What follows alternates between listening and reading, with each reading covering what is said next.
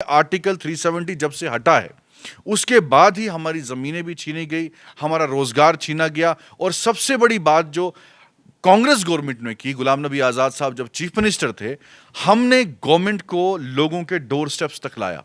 हमने नियाबतें बनाई, हमने तहसीलें बनाई, हमने डिस्ट्रिक्ट्स इसलिए बनाए ताकि रामबन के जो गरीब लोग हैं उनको किश्तवाड़ ना जाना पड़े, उनको डोडा ना जाना पड़े। तभी किश्तवाड़ में डिस्ट्रिक्ट बना, तभी रामबन में डिस्ट्रिक्ट बना, ताकि लोगों को तकलीफ ना हो। कई पॉलिटिकल लीडर्स ने तो ये भी कह दिया कि ये डिलिमिटेशन कमीशन नहीं बल्कि बीजेपी कमीशन है। अभी इसी तरह का बयान आप भी दे रहे हैं कि बीजेपी ने इसे मोल्ड करवाया, कि आप भी मानते हैं कि ये बीजेपी करवा रही है, हालांकि डिलिमिटेशन कमीशन एक ऑटोनोमस बॉडी है। देखिए, जम्मू कश्मीर में बीजेपी ने लोकतंत्र की धज्जियां उड़ाई हैं, संविधान की धज्जियां उड़ाई हैं। ये उसमें यकीन नहीं रखते। आपने देखा जो अगस्त 5 2019 का फैसला था, जम्मू कश्मीर की मेन स्ट्रीम के लीडर्स को इन्होंने कैद में रखा, जेलों में डाल दिया। जो आवाज़ उठाता है उसको या जेल या ईडी या इनकम टैक्स या पीछे लगा देते हैं। आपको याद होगा जब कांग्रेस में एक लॉ बनने की जो है कोशिश की गई थी, मनमोहन सिंह प्राइम मिनिस्टर थे, राहुल गांधी ने वो पर्चा फाड़ दिया था क्योंकि अपोज किया जो विपक्ष के नेता थे। आज डेमोक्रेसी कहाँ है? आज अपोजिशन की लीडर्स को कॉन्फ्रेंस में लिया ही नहीं जाता है, कानून पे कानून थोपा जाता है, लोगों के रिप्रेजेंटेटिव्स को जेलों में रखा जाता है। तो 370 और 35 से आज हमारे पास नहीं है। आप मानते हैं कि ये पीडीपी का इसमें भी हाथ है? बिल्कुल, हमने तो खुलेआम कहा।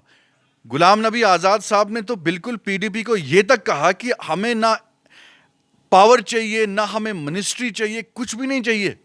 हमारे अगर 12 एमएलए हैं, 12 के 12 आपको बाहर से सपोर्ट देंगे, आप उनके साथ मत मिलिए।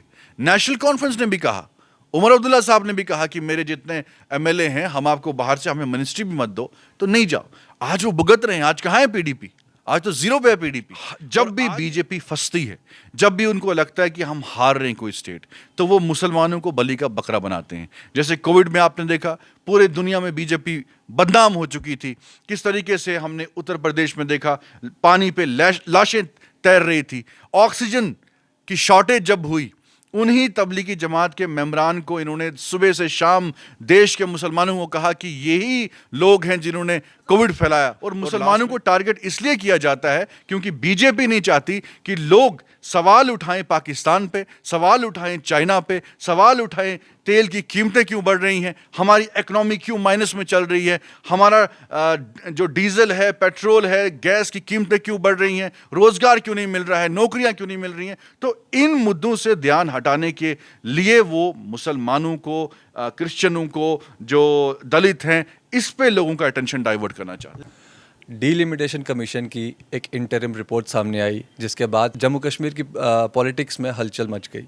हालांकि इस डिलिमिटेशन कमीशन की रिपोर्ट को ज्योग्राफिकली समझना काफ़ी मुश्किल रहा, और उसके बाद से ही जम्मू कश्मीर के जितने भी मेन स्ट्रीम पॉलिटिकल लीडर्स थे, उन्होंने इस डिलिमिटेशन कमीशन की रिपोर्ट को अपोज़ किया। हालांकि ऐसा भी लग रहा था कि बीजेपी को इस डिलिमिटेशन की रिपोर्ट से कोई आपत्ति नहीं है, लेकिन उसके बाद जो है बीजेपी ने भी इस पे ऑब्जेक्शन अपना फाइल किया। आज उसी विषय पर बात करने के लिए हमारे साथ कांग्रेस के स्पोक्स पर्सन सलमान निज़ामी जी मौजूद हैं। निज़ामी जी, बहुत बहुत शुक्रिया अपना वक्त देने के लिए। सबसे पहले आपसे जानना चाहूँगा कि ये जो डिलिमिटेशन की रिपोर्ट आई, इसे किस तरह से देखते हैं आप? कि इसे ज्योग्राफिकली समझना काफ़ी मुश्किल है कि कहीं से इसको कहीं जोड़ दिया गया है, आप किस तरह से देखते हैं इसे? देखिए, डिलिमिटेशन का जो रिपोर्ट आया है वो शरीर के एक मीट के टुकड़े को जैसे यहाँ से उठा के यहाँ लगाया हो। तो एक मजाक है जम्मू कश्मीर के लोगों के लिए। जिस तरीके से मैं रिपोर्ट देख रहा था, तो पुंछ को अनंतनाग के साथ जोड़ा है। अब मुझे बताइए कि 6 महीना जो है मुगल रोड बंद रहता है, बर्फ़ की वजह से रोड ब्लॉक होता है, और 6 महीने जब रोड ब्लॉक होता है तो वहाँ का विधायक कैसे लोगों तक पहुँचे, और वहाँ का गरीब आदमी जो वोटर होगा वो कैसे पुंछ से अनंतनाग जाएगा, या अनंतनाग का वोटर जो है वो कैसे पुंछ जाएगा। और दूसरी बात, जम्मू कश्मीर जो है, ज़्यादातर हमारे जो यूटी है उसमें पहाड़ी इलाके आते हैं। पहाड़ी इलाकों में भी हमने देखा किस तरीके से सीटों का बंटवारा किया गया, किस तरीके से 4-4 पहाड़ों के बाद जो है एक पंचायत जोड़ी गई। अब गरीब आदमी जो है वो कैसे इतने पहाड़ों को क्रॉस करके अपने विधायक से मिलेगा या सांसद से मिलेगा। तो मुझे लगता है कि जो ये प्रोसेस किया, ये बीजेपी का डर था कि इलेक्शन ना हो, और अगर इलेक्शन होते भी तो इनको मालूम है कि हमने हारना है। तो जहां जहां कांग्रेस मजबूत है और बाकी दल की पार्टियां मजबूत है, वहां बीजेपी ने टांग घुसाने का काम किया है, कमजोर करने का काम। लेकिन अभी आपने कहा कि बीजेपी को डर था कि इलेक्शंस ना हो, लेकिन इलेक्शंस करवाना इलेक्शन कमीशन का काम है, बीजेपी का काम नहीं है। नहीं, गवर्नमेंट रिकमेंड कर सकती है ना। देखिए, इलेक्शन कमीशन जो है, जब जब यहाँ की सरकार रिकमेंड करेगी कि जम्मू कश्मीर में इलेक्शन होने चाहिए, तभी तो इलेक्शन कमीशन डिसाइड करेगा। अभी डिलिमिटेशन की जरूरत भी नहीं थी। हम तो कह रहे थे कि अभी तो टाइम भी नहीं है डिलिमिटेशन का, उसके लिए 2-3 साल थे अभी। तो इन्होंने डिलिमिटेशन इसलिए किया ताकि इनको खतरा था कि अगर कल को इलेक्शन हो जम्मू कश्मीर में तो बीजेपी ने हार का सामना करना पड़ेगा। तो इसलिए इन्होंने हर जगह तितर बितर कर दिया सीटों को, ताकि जहां जहां कांग्रेस मजबूत है वहां बीजेपी अपना जो है टांग घुसाने की काम करेगी। और जम्मू कश्मीर को इन्होंने आर्टिकल 370 जब से हटा है, उसके बाद ही हमारी ज़मीनें भी छीनी गई, हमारा रोजगार छीना गया। और सबसे बड़ी बात जो कांग्रेस गवर्नमेंट ने की, गुलाम नबी आज़ाद साहब जब चीफ मिनिस्टर थे, हमने गवर्नमेंट को लोगों के डोर स्टेप्स तक लाया। हमने नियाबतें बनाई, हमने तहसीलें बनाई, हमने डिस्ट्रिक्ट्स इसलिए बनाए ताकि रामबन के जो गरीब लोग हैं उनको किश्तवाड़ ना जाना पड़े, उनको डोडा ना जाना पड़े। तभी किश्तवाड़ में डिस्ट्रिक्ट बना, तभी रामबन में डिस्ट्रिक्ट बना, ताकि लोगों को तकलीफ ना हो। आज जो डिलिमिटेशन का प्रोसेस है, इससे साफ जाहिर होता है कि आम गरीब लोग को तकलीफ का सामना करना पड़ेगा। वो कहां से ढूंढेगा विधायक को, वो कहां से ढूंढेगा सांसद को, कितने पहाड़ उसको क्रॉस करने पड़ेंगे, कितने किलोमीटर उसको चलना पड़ेगा, वो पहले जम्मू आएगा फिर पुंछ पहुंचेगा, इतना खर्चा होगा। तो ये मुझे लगता है कि ये डे वन से, जब से भाजपा जम्मू कश्मीर में आई है, तब से इन्होंने लोगों पे जुल्म किया है। लगातार बीजेपी पे इल्ज़ामात लग रहे हैं कि कई पॉलिटिकल लीडर्स ने तो ये भी कह दिया कि ये डिलिमिटेशन कमीशन नहीं बल्कि बीजेपी कमीशन है। अभी इसी तरह का बयान आप भी दे रहे हैं कि बीजेपी ने इसे मोल्ड करवाया, कि आप भी मानते हैं कि ये बीजेपी करवा रही है, हालांकि डिलिमिटेशन कमीशन एक ऑटोनोमस बॉडी है। देखिए, जम्मू कश्मीर में बीजेपी ने लोकतंत्र की धज्जियां उड़ाई हैं, संविधान की धज्जियां उड़ाई हैं। ये उसमें यकीन नहीं रखते। आपने देखा जो अगस्त 5, 2019 का फैसला था, जम्मू कश्मीर की मेन स्ट्रीम के लीडर्स को इन्होंने कैद में रखा, जेलों में डाल दिया। जो आवाज़ उठाता है उसको या जेल या ईडी या इनकम टैक्स या पीछे लगा देते हैं। और ऐसे ही इन्होंने एक डिक्टेटरशिप पूरे मुल्क में जो है चल रही है इस वक्त, उसका इंपैक्ट जम्मू कश्मीर में भी दिखने को मिलेगा आपको। जम्मू कश्मीर के किसी भी रिप्रेजेंटेटिव को ये बोलने का मौका नहीं देते हैं, ये उनको कंसल्ट ही नहीं करते हैं। आपको याद होगा जब कांग्रेस में एक लॉ बनने की जो है कोशिश की गई थी, मनमोहन सिंह प्राइम मिनिस्टर थे, राहुल गांधी ने वो पर्चा फाड़ दिया था, क्योंकि अपोज किया जो विपक्ष के नेता थे। आज डेमोक्रेसी कहाँ है? आज अपोजिशन की लीडर्स को कॉन्फ्रेंस में लिया ही नहीं जाता है, कानून पे कानून थोपा जाता है लोगों पे, लोगों के रिप्रेजेंटेटिव्स को जेलों में रखा जाता है। अब यहाँ डिलिमिटेशन का प्रोसेस, एक वीडियो क्लिप भी वायरल हुई थी, तो उसमें तो इन्होंने खुद एडमिट किया कि हम बीजेपी अभी ये पंचायत आपको दे दी, ये एरिया आपको दे दिया। तो इस वक्त बीजेपी ने पूरा हिट जो डिक्टेटरशिप वाली अप्रोच है वो लागू की है जम्मू कश्मीर में। जो इनके बस में आएगा वो ये करेंगे। रविंदर राणा जी ने उस ऑडियो क्लिप पे अपना स्टैंड क्लियर किया है कि वो ऑडियो क्लिप जो है उसे कट पेस्ट किया गया है, उसे मोल्ड किया गया है सो दैट कि वो ऐसा दिखाया जाए कि उसको डिलिमिटेशन को डिस्कस किया जाए। वो जाहिर है ना। देखिए, जहां जहां कांग्रेस मजबूत है, अब ऐसे कई कॉन्स्टिट्यूंसीज हैं जहां साफ दिखता है कि बीजेपी जहां कमजोर है, वहां बीजेपी ने सीटों को तोड़ने का काम किया है। और बीजेपी का डे वन से ये एजेंडा था कि जम्मू कश्मीर की आवाम को कैसे जो है दबाया जाए, जम्मू कश्मीर की रिप्रेजेंटेटिव्स को कैसे दबाया जाए, पॉलिटिकल पार्टीज को कैसे दबाया जाए, सप्रेस किया जाए, इनकी आवाज़ को दबाया जाए, चाहे उसमें एनसी हो, पीडीपी हो, कांग्रेस हो, कोई भी पार्टी हो। ये अपोजिशन को दबाने का काम कर रहे हैं और लोगों की आवाज़ को दबाने का काम कर रहे हैं। यही जो लोग थे, इन्होंने एक ऐसा जो है प्रोपेगेंडा फैलाया कि जम्मू में जी देखिए मुसलमानों ने, चिनाब वैली के लोग आए हैं, पीर पंचाल के लोग आए हैं, रोशनी के तहत इन्होंने ज़मीनें हड़पी हैं जम्मू में मुसलमानों ने। और फिर मैंने ही नेशनल टीवी पे जब बोला कि आपके ही 4-5 नेता भाजपा के जो हैं उस रोशनी स्कैम में मुलविस हैं, उसके बाद इनकी बोलती बंद हो गई। आज रोशनी स्कैम पे कोई बात नहीं करता। जब हमने डिमांड की, गुलाम नबी आज़ाद साहब ने डिमांड की कि सीबीआई इंक्वायरी होनी चाहिए, उसके बाद इन्होंने कोई बात नहीं की उस पर।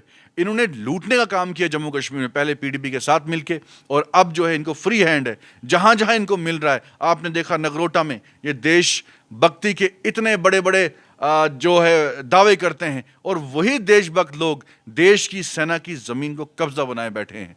कब्जा किया है देश की सेना की जमीन पे भाजपा के नेताओं ने। अभी आपने कहा कि इन्होंने पीडीपी के साथ मिलके, क्या आप भी मानते हैं, पीडीपी को रिस्पॉन्सिबल ठहराते हैं आप, जो 370 और 35 से आज हमारे पास नहीं है? आप मानते हैं कि ये पीडीपी का इसमें भी हाथ है? बिल्कुल, हमने तो खुलेआम कहा। गुलाम नबी आज़ाद साहब ने तो बिल्कुल पीडीपी को यह तक कहा कि हमें ना पावर चाहिए, ना हमें मिनिस्ट्री चाहिए, कुछ भी नहीं चाहिए। हमारे अगर 12 एमएलए हैं, 12 के 12 आपको बाहर से सपोर्ट देंगे, आप उनके साथ मत मिलिए। नेशनल कॉन्फ्रेंस ने भी कहा, उमर अब्दुल्ला साहब ने भी कहा कि मेरे जितने एमएलए हैं, हम आपको बाहर से, हमें मिनिस्ट्री भी मत दो, तो नहीं जाओ। आज वो भुगत रहे हैं। आज कहाँ है पीडीपी? आज तो जीरो पे है पीडीपी। और आज ये नई नई पार्टियां मार्केट में आई हैं। आज ये वो मदारी वाला जब गांव में जाता था, बंदर को बिस्कुट खिलाते थे, वो नाचना शुरू करता था। आज यही है। कल तक जो पीडीपी के साथ थे, वहां मजे ले लिए सप्ताह के, उस वक्त मिनिस्ट्री के मजे ले लिए, उस वक्त रिजाइन नहीं दिया इन्होंने। जब बीजेपी ने विड्रॉ किया, तब ये पीछे हटे। और आज नई नई पार्टियां, कोई कहता अपनी पार्टी, अरे सब लोग तो आधे कांग्रेस के, कोई नेशनल का है, कोई पीडीपी का है, तो वहां से खरीद लिए लोग, और एक नया एक प्लेटफॉर्म बना दिया, एक नया जम्मू कश्मीर की आवाम को बेवकूफ़ बनाने का एक जो है प्रोपेगेंडा बना दिया। लेकिन ये लोग कामयाब नहीं होंगे। इसलिए जम्मू कश्मीर के लोगों को उस नेता को चुनना चाहिए, जैसे गुलाम नबी आज़ाद साहब हैं। उन्होंने दिल्ली में भी वही बात की जो कश्मीर में बात करते हैं, जो जम्मू में बात करते हैं, जो चिनाब वैली में बात करते हैं। और इनके बस की बात नहीं है। जो हमसे छीना गया वो सिर्फ कांग्रेस वापस ला सकती है।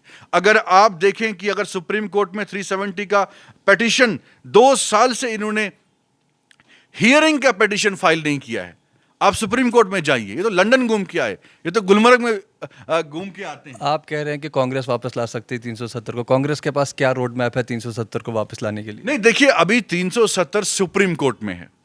हमने ये बात की, देखिए, हम झूठे वादे नहीं करते। गुलाम नबी आज़ाद साहब वो शख्सियत है, अगर उन्होंने कहा कि मैं जम्मू कश्मीर में 5 मेडिकल कॉलेज दूंगा, उन्होंने दिए। उन्होंने कहा चिनाब वैली में 3 डिस्ट्रिक्ट दूंगा, वो दिए उन्होंने मेडिकल कॉलेज बनाई, यूनिवर्सिटीज़ बनाई। जो काम उन्होंने 2.5 सालों में किया, वो आप किसी भी पार्टी के साथ है, मुझे वो नहीं है, लेकिन आप आम लोगों से पूछिए कि गुलाम नबी आज़ाद साहब ने क्या काम किए।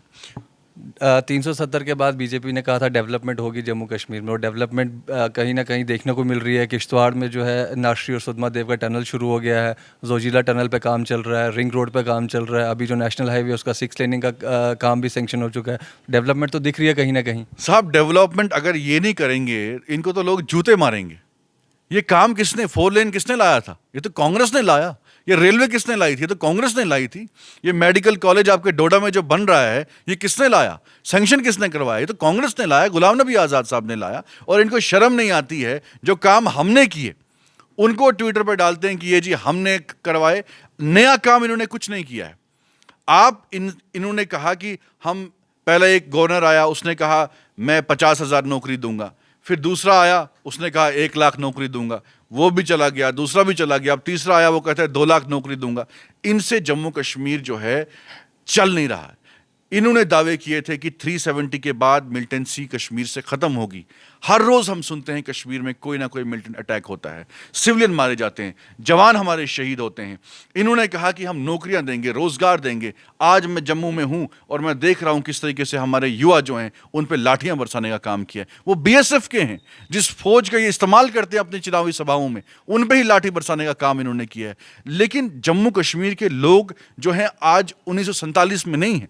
आज यूथ जो है अवेयर है, उसको मालूम है कि बीजेपी ने सिर्फ हमें ठगने का काम किया है, बेवकूफ बनाने का काम किया है। और ये जो कह रहे हैं कि 55 सीटें हम लाएंगे, कहां से लाएंगे? जम्मू से बाहर तो ये है ही नहीं कहीं। अब जम्मू भी इनको मिलने वाला नहीं है। चिनाब वैली में बीजेपी कहीं नहीं है, पीर पंचाल में कहीं नहीं है, कश्मीर में तो जीरो है, डिस्ट्रिक्ट रामबन में कहीं नहीं है, उधमपुर में नहीं है। तो इनको उन्हीं बिसाखियों का सहारा लेना पड़ेगा जो इन्होंने नई नई पार्टियों के साथ अलायंस किया है।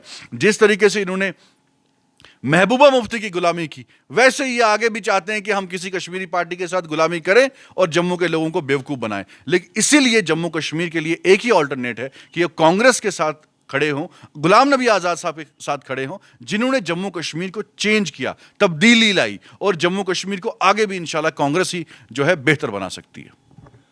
एक अभी रिसेंटली एक मुद्दा चल रहा है हिजाब कंट्रोवर्सी पे, जिसमें कर्नाटका के एक कॉलेज में शुरू हुआ। उसके बाद बजरंग दल और शिवसेना ने जम्मू में प्रोटेस्ट भी किया। उन्होंने कहा कि या तो हिजाब होगी या तो किताब हाथ में होगी।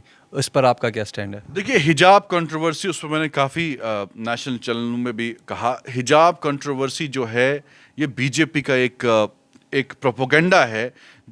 जब भी बीजेपी फंसती है, जब भी उनको लगता है कि हम हार रहे हैं कोई स्टेट, तो वो मुसलमानों को बलि का बकरा बनाते हैं। जैसे कोविड में आपने देखा, पूरे दुनिया में बीजेपी बदनाम हो चुकी थी। किस तरीके से हमने उत्तर प्रदेश में देखा, पानी पे लाशें तैर रही थी। ऑक्सीजन की शॉर्टेज जब हुई, उन्हीं तबलीगी जमात के मेंबरान को इन्होंने सुबह से शाम देश के मुसलमानों को कहा कि यही लोग हैं जिन्होंने कोविड फैलाया। और लास्ट में किन लोगों ने मदद की उनकी? सबसे पहला कौन सा मुल्क सामने आया? वो यूएई था, एक मुसलमान मुल्क, जिन्होंने इंडियन गवर्नमेंट को जो है ऑक्सीजन सिलेंडर्स भेजे। और आज उसके बाद हर रोज़ जब जब इलेक्शन आता है तो बीजेपी हिंदू मुसलमान करवाती है। ये हिजाब कंट्रोवर्सी, हमें देश का संविधान इजाज़त देता है कि योगी आदित्यनाथ जो है वो किसी भी पार्टी से हो, वो भगवा रंग पहन के जो है पार्लियामेंट जा सकता है। हमें कभी आपत्ति नहीं हुई, वो कोई भी रंग इस्तेमाल कर सकता है, कुछ भी पहन सकता है।